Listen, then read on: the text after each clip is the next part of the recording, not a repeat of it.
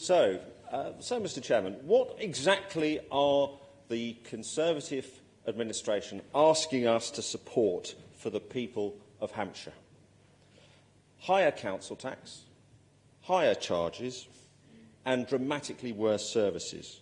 So they're going to be paying more and getting less. Those are the choices we're being asked to make.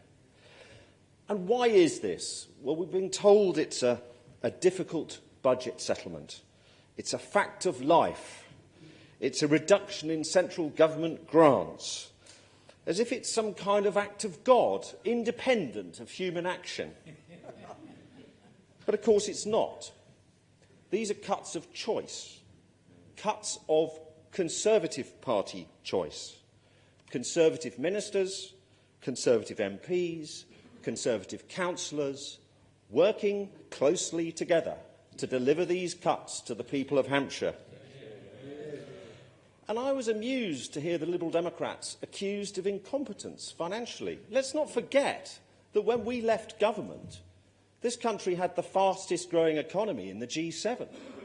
2 years of Conservative Party incompetence and chaos, we have the slowest growing economy in the G7, the slowest growing economy in the EU, big increases in the cost of living, which will hit our poorest residents hardest, collapsing investment.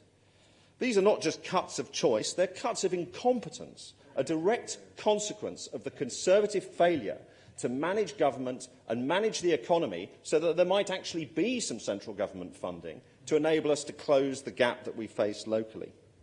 And one of the other things I'm concerned about is the idea that the status quo is in some way acceptable. Let's be clear. When it comes to adult social care, delivering what we do today is not enough. Because if you look at the NHS's Sustainability and Transformation Plan, we actually have to deliver dramatic improvements in terms of how we manage delayed transfers of care. And if we fail to do that, the NHS will fail to hit its budget. And if that happens, then they will fail to deliver the services that the residents of our county need. And it will come as a consequence of Conservative ministers, Conservative MPs and Conservative councillors making the choices that lead to that outcome. And let's look at another area, childhood obesity. The latest Public Health England figures show that amongst our peer group, we are well below average, 15th out of 15. We're also below average when it comes to road accidents. And what's the Conservative response to this? Get rid of crossing patrols. Well, how's that going to work to tackle childhood obesity and improve road safety? And one of the concerns I have particularly, and this shows right across the way the Conservatives are looking at addressing this, is the worst problems of obesity are in our poorest areas. The worst problems of urban road accidents and child road accidents are in our poorest areas. And the areas least likely to have parish councils are our poorest areas.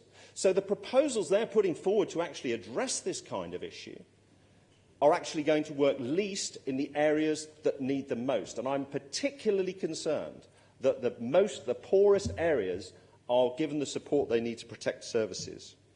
So here we are again, every year the same story. Short-term cuts, long-term costs, hitting the poorest, the oldest and the most vulnerable hardest. It's the Conservative Party working together that's making this happen. It's the Conservative incompetence that's making it worse. That's why I ask you to support the amendment and vote against the main proposal.